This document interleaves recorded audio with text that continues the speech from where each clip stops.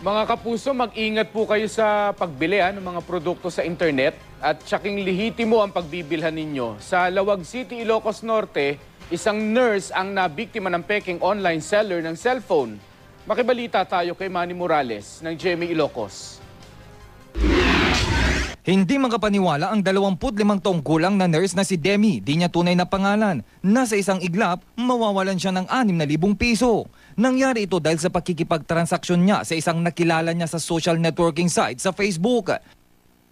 Ang online seller ng mga produkto ang isang Shirley Marie. Nag-order daw si Demi sa naturang babae ng cellphone na nagkakalaga ng 12,000 piso. Nagpadala si Demi ng 6,000 piso bilang down payment. Ang kalahati, babayaran daw niya kapag naipadala na ang inorder na cellphone. Ipinadala ni Demi ang pera sa pamamagitan ng remittance center.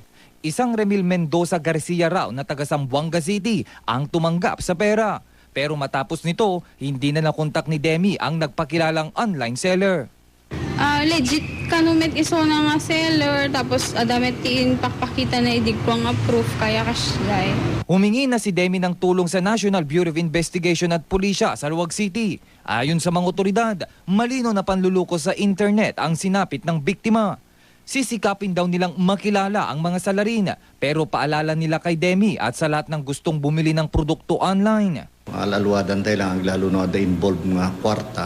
Manny Morales, Nagbabalita, Pilipinas.